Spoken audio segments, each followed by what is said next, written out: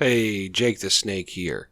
As you may know from other videos on this channel, I love using certain guns, and only in the challenge videos do I stray away from that. I feel I'm not the only one in this. For me, I think it stems down to the guns I've always used in my past. For example, my favorite gun by far is the MP5. I couldn't tell you why, but I know where it came from. Call of Duty Modern Warfare. But that was just because it was the first major shooter I played as a 13-year-old kid back in '07.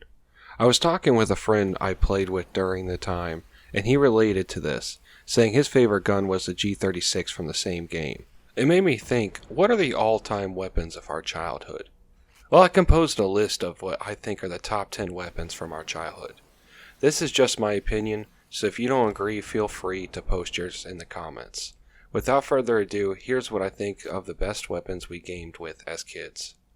Coming in at 10, I had to put the SCAR in here. The L and the H variant have been in almost every modern era game. I mean, come on, it looks cool as shit first off. Plus that FDE Cerakote is just gorgeous. Then you have the two variants, the L, which is chambered in 5.56, and the H, which is 308. But every time I would prestige, I would always shoot straight to search and destroy, to get those high levels real quick. And for me, one of the biggest benefits of the SCAR was its iron sights. They were super simple, like a lot of guns on this list, but in the end of the day, the sights would only last me so long. I'd eventually unlock that holographic sight, and that was my go-to. Both variants would go on to be in many more games like Battlefield 3, Modern Warfare 3, Homefront, and PUBG. Number 9 may have been unexpected, but I have a good explanation on why it's on this list. See, Half-Life 2 came out in '04. I was 10, with a lame computer that could barely run it. My parents thought I'd be playing educational games on it, but like what most parents thought, we were doing other things. For me, I've always loved to snipe in single-player games. The stealth, the one shot you got to get that kill, or even take out multiple targets. When you have a slow reloading weapon, I guess I just love a challenge. The crossbow with its glowing red rebar bolt was a cool idea to me. You got this quiet killer that deals excellent damage to your enemies as long as they aren't heavily armored. Now it's a bit different in H3 though. It seems its bolt is made of a hot dog, and I couldn't get it to kill an armored enemy to save my life. But the fact it's here, it's in VR, brings me back, considering it's not in Half-Life Alyx, which you thought they would have done. What was better than running the 44 with a tactical knife?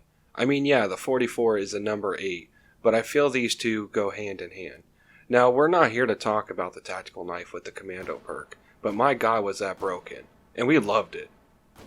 Even without the knife, the 44 was a beast. One shot headshots, 2 to the torso. If you were close enough to an enemy, you could pop off those 2 rounds back to back, and kill the guy before you could even get a shot off. And don't get me started on using these akimbo. Let's be honest, if you weren't using the akimbo, then you were using the tactical knife. Something about having 6 rounds in your gun, and it's still doing high damage. It's just a challenge, and that's one thing I love, as you may know. Plus, let's not forget the reloads. They always had very cool reload information, and it just made you feel really good. And I think all of those reasons is probably why it was one of the last guns you unlocked in the game, besides the Desert Eagle. Now, the 44 is definitely starred in many games. That's just because there's so many different variants and models. But for some reason, in Modern Warfare 2, this brings me back. This is the one that I think of when I think of 44 Magnum. From Modern Warfare 3 to Battlefield 3 and 4, there was always a bunch of submachine guns, but a select few always stood out, and one of them was the MP7. It was unusual considering the size and the fast fire rate, but yet still handled well, and with great stopping power. I first discovered this weapon in Modern Warfare 3, and it was always my go-to for submachine guns. After that, the quick reload time made it easy to dump a mag and not sweat it, and using it in H3 just confirms that for me. With the bolt release on the side, it makes it super fast. But I had to put it higher on the list because I may be one of the select few that think it's a great gun. I've never seen too many people using it in any other game that it's in. It comes standard with some great iron sights that are tall. Makes it super easy to aim with. But just like any other gun, it does amazing with another optic. At the time, number 6 caught me completely off guard. When I was working my way through the ranks of Black Ops, I noticed I was being killed with this weird burst gun. Then finally I picked it up off a dead body and was wondering, what is this gun? Why do you reload the barrel? And at the time I had no idea the top piece was the magazine, not the barrel. But it was a powerful killing machine, killing enemies in 1 to 2 bursts. The optic it came with was wide and not very zoomed, if at all, which made it super easy to use but not so much for long range kills. With the lack of the fire selector switch in the game, you couldn't get its full potential. Plus the devs nerfed the burst speed, basically making it slightly better than the M16 in the game. In H3, you're able to change out optics and control the fire modes, giving you exactly what you want when you want. See, around the Cold War era, the US military was looking for a good gun that shot 3 bursts without recoil. So they had a competition, and a bunch of gun companies put in their selections. Out of all the weapons that were proposed, 3 made it to the finals. And one of those weapons was the G11. The G11 excelled at doing a 3-round burst before the recoil would hit the soldier, basically meaning the bullets would be unaffected by recoil. And I feel H3 VR got it down perfect, whereas in Black Ops it wasn't a very fast burst. But that's just me nitpicking at that point. I thought it was an amazing gun and I used the hell out of it when I unlocked it. Anybody that remembers Call of Duty World at War multiplayer, besides the people flying around messing with everybody's ranks, remembers the 2 most common weapons, the PPSH and the MG42. Both were complete powerhouses, with big magazine sizes and extreme fire rates. But I gotta give number 5 to the PPSH. Due to the one advantage it had was mobility. You weren't lugging around a big old LMG. You had a small, stupid, fast-firing death machine with up to a 50-round drum, and man, let me tell you about the sound of that gun. That was one of a kind. I've never heard another gun in any other game that sounded so cool. Just me thinking about this gun brings back that iconic sound. Although it's been in many games since, I feel World at War did it the best. Not to mention it's such a slick gun. Holes line the barrel shroud, the metal finish meeting the wood furniture in the stock. In reality, this gun was mostly used with stick mags, due to drums being inefficient from gunk buildup or just too heavy to carry around. But either way, it was an amazing gun. When you think of Call of Duty Black Ops, a few things may come to mind. The main dude chilling on the game cover with his 2 1911s, or even the G11.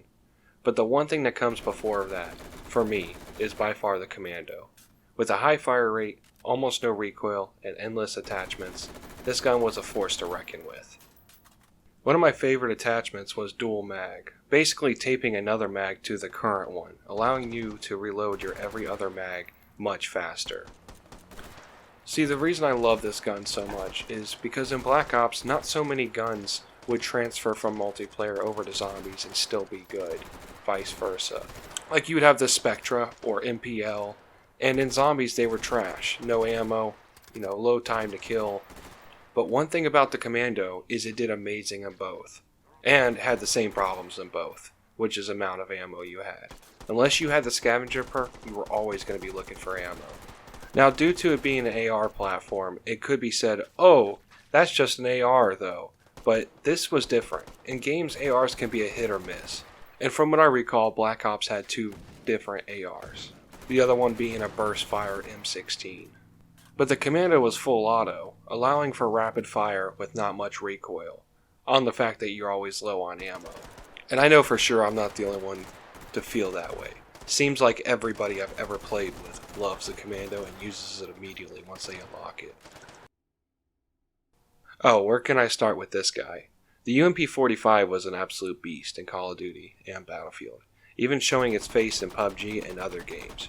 Its simple iron sights make no optic no problem. Its ability to run semi, burst, or full auto means you come prepared for all occasions. Its fast fire rate means you best use those 30 rounds sparingly, or risk having to reload at the wrong time. It even does well in medium to far range, not something all submachine guns do well. I wasn't a fan of the MP5K in Modern Warfare 2, so this was a go-to for me. It didn't help besides a few maps like Wasteland, most of the maps were small. In Battlefield 4, you had two different variants. You had the 9mm variant and the 45 variant, both having their pros and cons that go along with 9s and 45s. You either hate it or love it. In my case, I fell in love with the AK in Modern Warfare 2. I mean, so much that I built a clone in real life. Soon as I hit max level before my prestige, I'd use this guy. Was it OP? Yes. Yes, it was. But I didn't care. It was my dream gun, and at least from what I could practically afford. Sorry, MP5. I would never put an optic on it because I loved the irons. And I would only do that for a handful of weapons, like the AK-12 from Bad Company. Man, that lantern-style iron sight was perfect. It just sucked. By the time you unlocked the AK, you wouldn't be able to use it for too long, making when I got the 10th Prestige my favorite. I would always use it after that. Just like the SCAR, UMP-45, and 44 Magnum, the AK would go on to be in several games. I think there's more games that it's in than not, and every game handles it differently. Most of the time it's a slower fire rate with a more stronger round, which matches real life. It's the most common gun in the world for a reason. Now before we go to number 1, I have a few honorable mentions that I feel just barely missed the list, but still deserve to be here.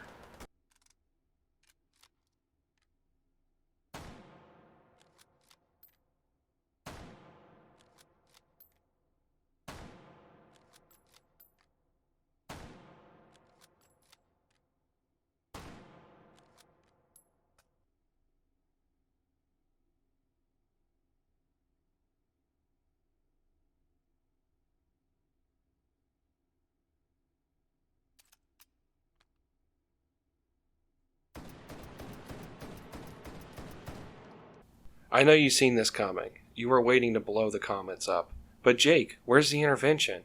Well, it's here, and it's number 1 on the best guns from our childhood. Come on. I mean, what other gun got so many kids to sign up for the military, going to their first weapons course, trying to quickscope the M1A rifle? But in all seriousness, this gun is the root of my childhood. So many hundreds of hours I spent private lobbies, just 1v1 people that thought they were top shit. It felt like it was the perfect weapon for this. I mean, what other gun was better at quickscoping than the damn intervention? I mean, I guess it could be used as a real sniper, but who was doing that? It was all about getting that 360 no-scope kill cam, and only the elite made it to machinima at the time. Yeah, you remember machinima, the only way getting your epic clips onto YouTube? With their strict gaming copyrights, there was no way me or you were going to do it.